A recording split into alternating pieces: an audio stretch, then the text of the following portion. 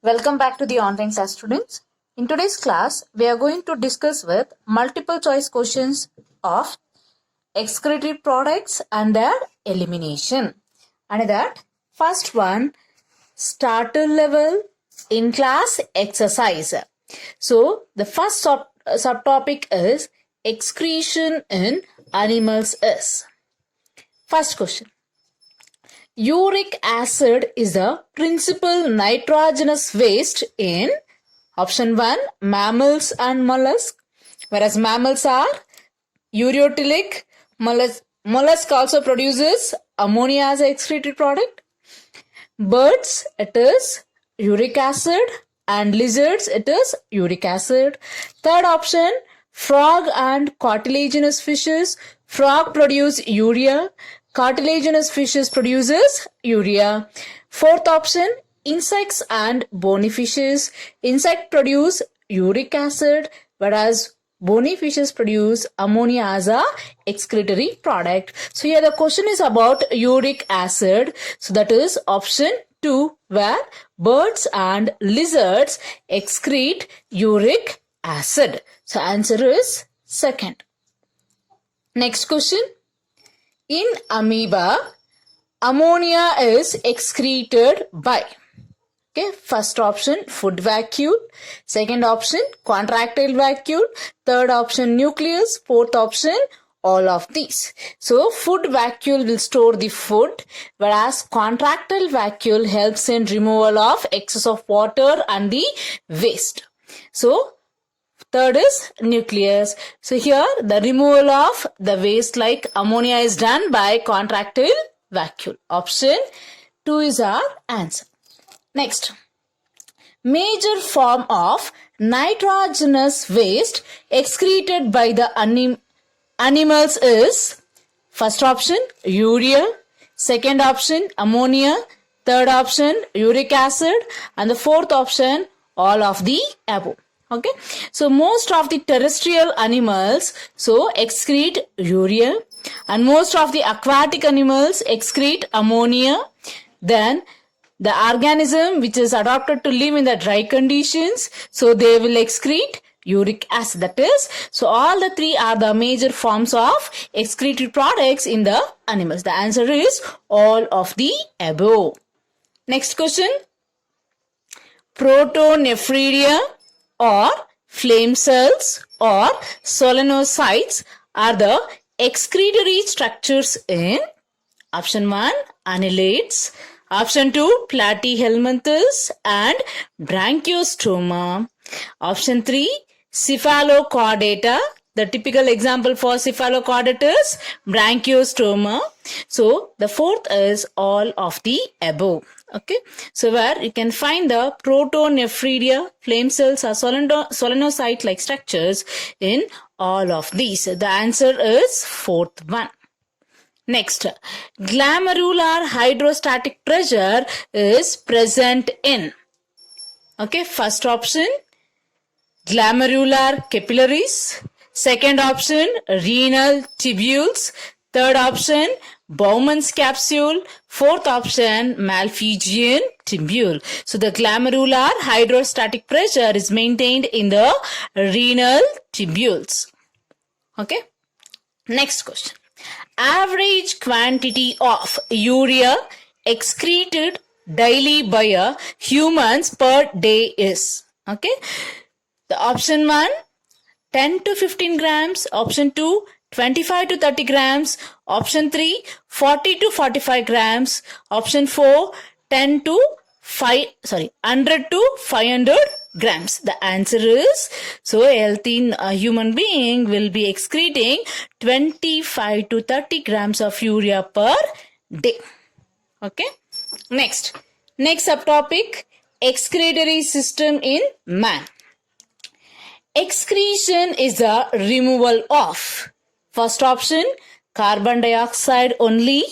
Second option, harmful and useless ingredients, undigested waste.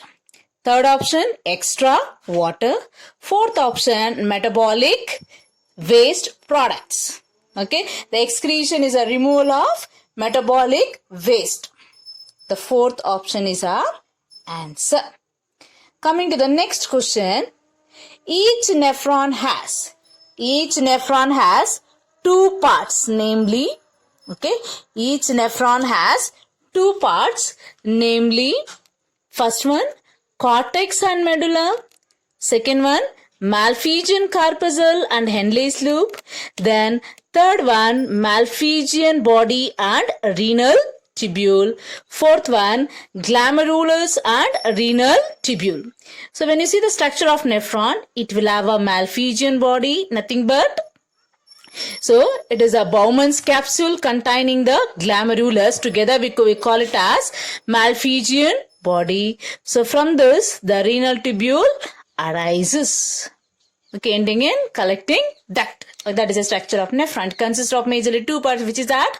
So Malpighian corpuscle or Malpighian body, then the renal tubule.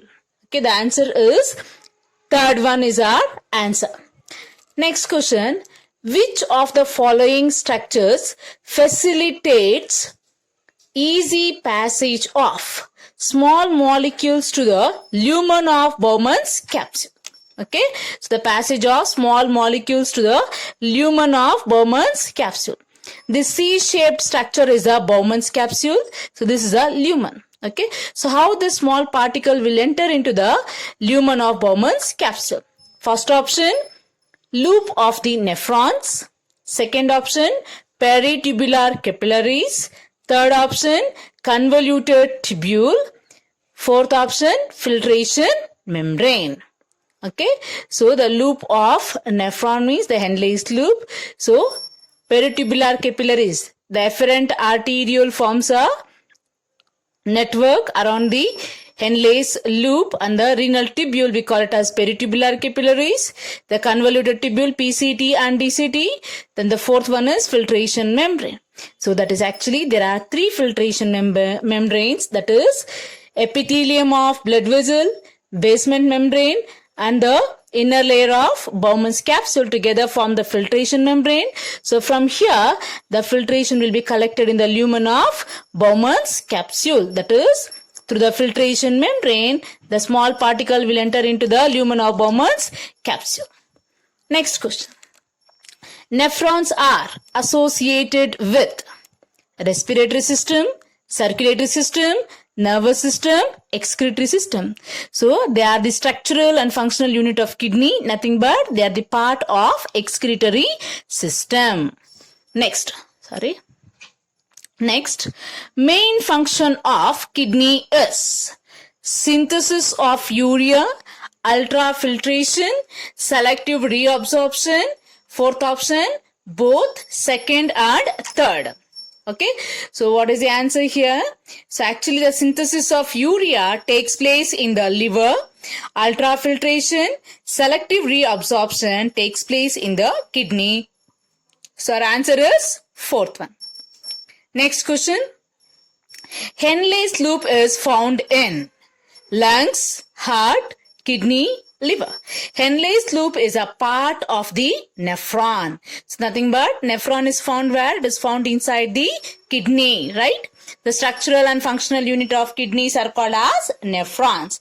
So that means Henle's loop, it will be found inside the kidneys. So first option lungs, second heart, third kidney, fourth one liver. So where it is found? It is found inside the kidney. Then next question. Towards the center of the inner concave surface of the kidney, a notch is present which is called. So towards the inner side of, this is the convex surface of the kidney. So this is the concave surface of the kidney. So in the middle, in the center of the concave surface, there is a depression or notch. It is called as option A, renal pelvis. That is second one, hilum. Third one, calyx. Fourth one, columns of Bataini. So the notch is called as what? Hilum. So second one is our answer. The next one, amount of glomerular filtrate formed per day is. That is, amount of glomerular filtrate formed per day is 50 liters, 180 liters, 250 liters, 1000 liters. That is per day. How much of filtrate has been formed? It is 180 liters. So, but nearly 99.9% has been reabsorbed. Only 1 to 1.5 liters of urine will be excreted. Then, next subtopic, physiology of urine formation in human body. And that proximal and distal convoluted tubules are part of. First option, seminiferous tubule.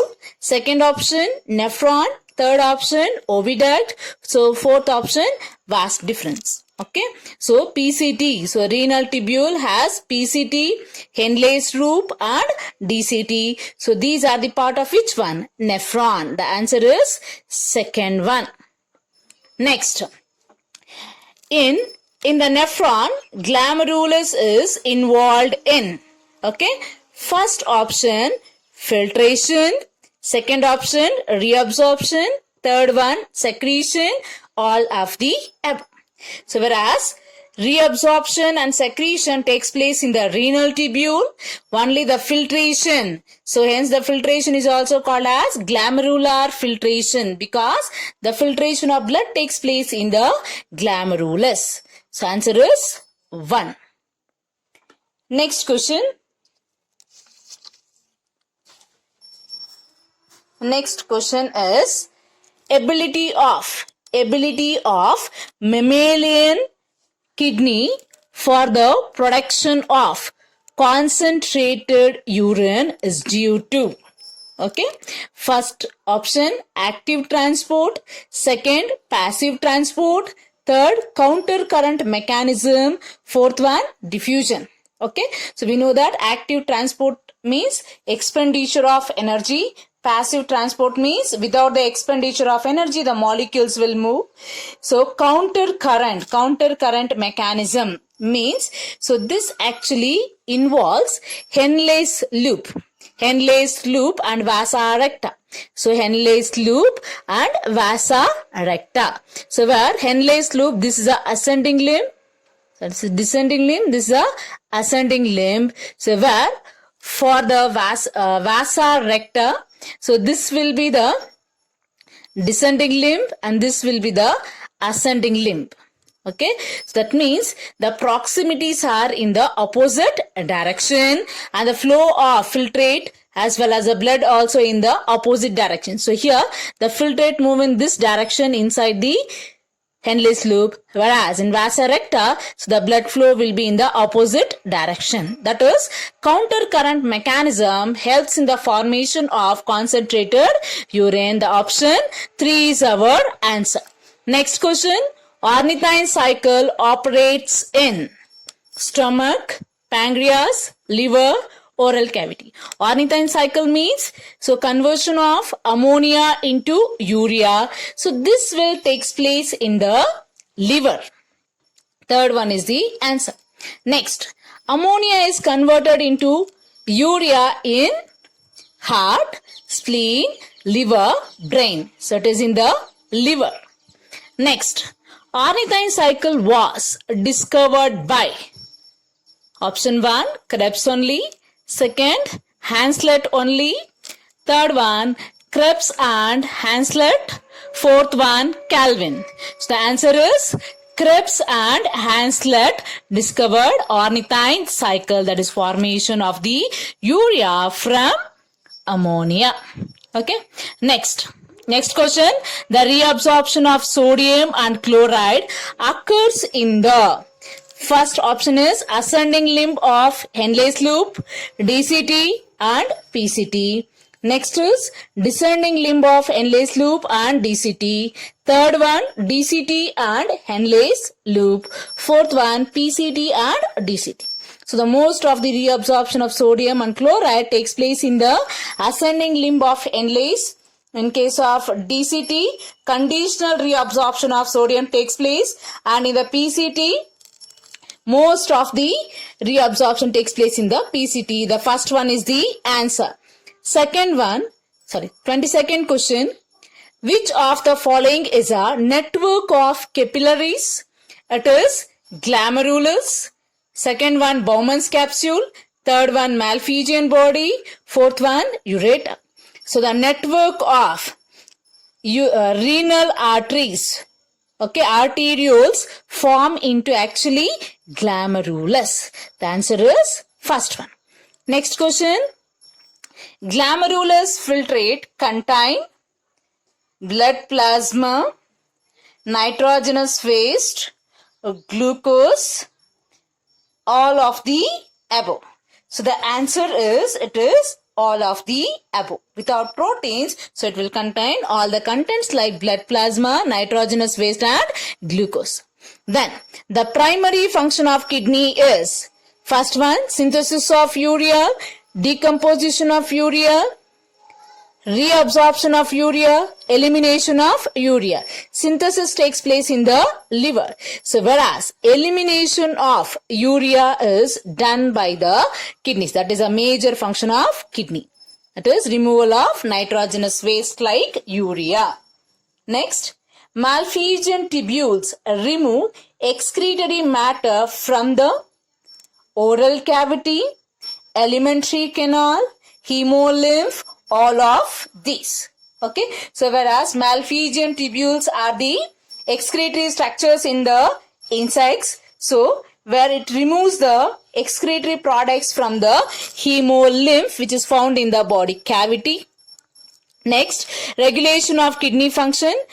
Water reabsorption in the kidney is controlled by ADH, erythropoietin, GH, growth hormone, and oxytocin. So ADH, it is also called as vasopressin. It helps in the reabsorption of water, whereas erythropoietin helps in the production of RBC. Growth hormone helps in the growth of tissues. Oxytocin helps in the contraction of smooth muscles found in the uterus. So the answer is, it is ADH. Next question, antidiuretic hormone. First option, increases water reabsorption. Second one, increases water secretion.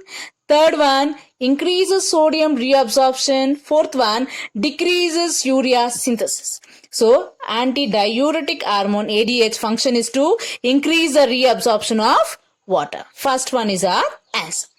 Next, coming to the next question.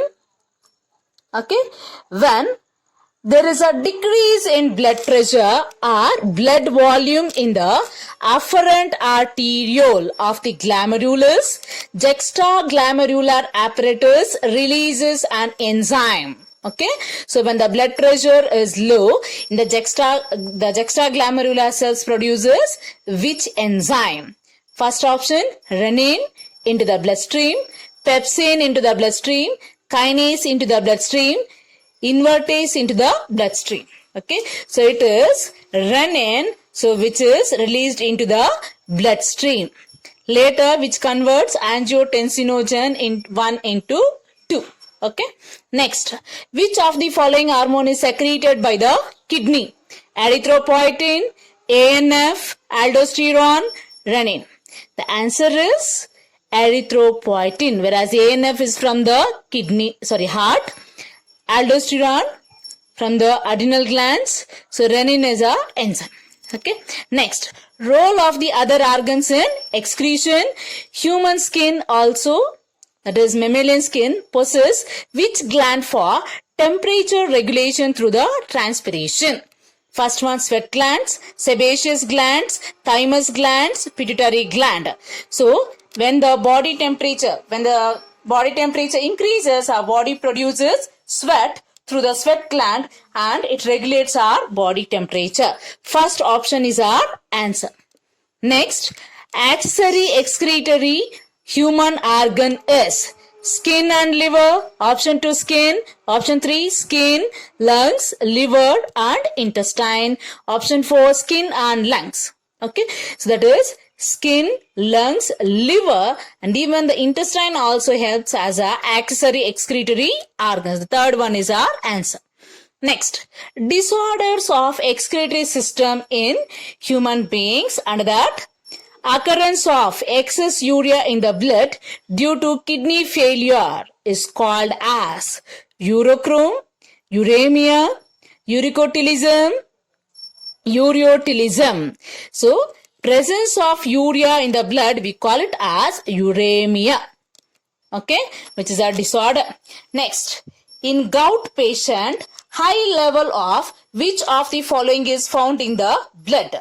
Urea, uric acid, cholesterol, amino acid. So in the gout, it is due to the deposition of uric acid. Second one is the answer. Then, kidney stones are produced by, that is renal calculi are produced by crystallization of calcium oxalate, deposition of sand particles, potassium chloride or sodium chloride, precipitation of protein. So the kidney stones are found by actually the crystallization of calcium oxalate. That is our answer. Okay.